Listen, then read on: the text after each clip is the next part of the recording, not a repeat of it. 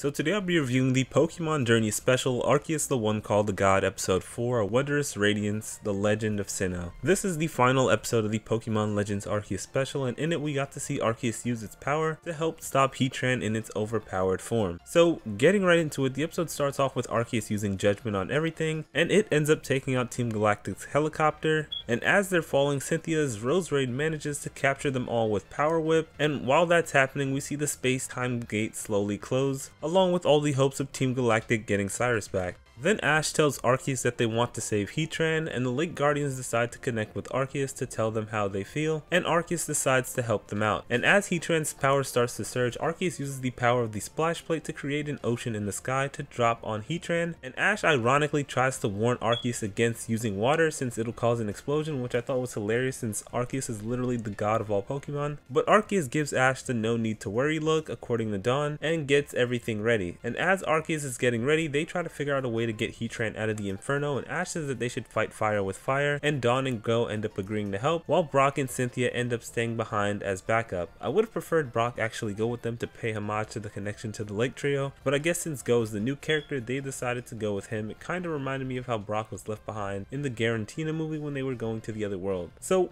as they put their plan into action, Arceus creates the giant water dome around Heatran, and Brock points out that despite the water and heat colliding, that there is no explosion, which is a testament to Arceus' power, as Cynthia says that it can even overturn the laws of nature, which I thought was pretty cool because it demonstrates Arceus' power without it even fighting. So after that, the three of them head inside with the help of Azelf, Mesprit, and Mutzi, and when they get inside of Heatran, Ash and Go hit Heatran with Pyro Ball and Electro Web to add a fire and electric layer to protect it from the water dome that Arceus created. And once that's done, they all try to escape the dome as it starts to explode, but Heatran starts to fall behind, but they manage to pull through and get out in time. Afterwards, Arceus reclaims the Flame Plate and everyone thanks Arceus for its help, and as it's flying away, Team Galactic asks about Cyrus and where it is since Arceus would know and it would be easy for it to get to the other world, and as they're begging to know where Cyrus is since they need him, Arceus of course says nothing and then just flies away, leaving them in despair. Then Cynthia talks about how Arceus watches over the whole region and will provide a hint when they need to solve a problem when people stand together, and says that they must overcome adversity on their own, which is why Arceus left the task of rescuing Heatran to them. So later on, after all the trouble is dealt with, we see Brock ask Cynthia on a date, but Croagunk stops him immediately, and Dawn and Ash are just immune to this behavior and says that they haven't seen it in a while. And the episode ends with us getting the legendary high five from our Sinnoh duo, and then seeing Ray, the main protagonist from Pokemon Legends Arceus, run through Jubilife Village crafting and then with the starter Pokemon. So that wraps up this episode and the special. I really enjoyed this final episode. We got to see all the characters get involved in helping Heatran in the rescue mission, and it was also really nice seeing Arceus in action using its power to create an ocean in the sky. And I was kind of wondering if they would reference the Arceus movie, but they didn't at all, which makes sense since the game and the movie kind of have a different story. And this special was obviously to promote the games. One other thing I really appreciated when it comes to this special, and this episode in particular, is the music that they added throughout, which was definitely reminiscent of what we've heard in the Diamond and Pearl movies and the Diamond and Pearl anime in general, which is something I really enjoyed. When it comes to the characters in this arc, seeing the return of Dawn yet again, plus Brock and Cynthia was great. I loved all of their inclusions in this arc and the role that they played,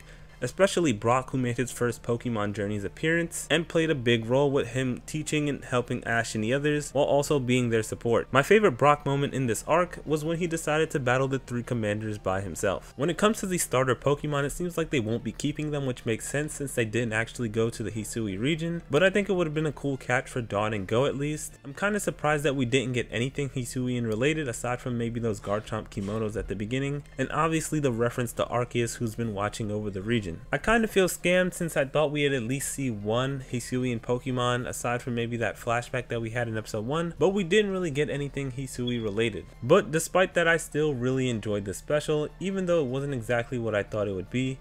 It's still one of the best Pokemon Journeys arcs. So with that being said, I give this episode a 9 out of 10. I'll likely do an overview review for it later on. That being said, let me know what your favorite moment of this episode was and your favorite moment in the special in general. With that being said, thanks for watching and bye.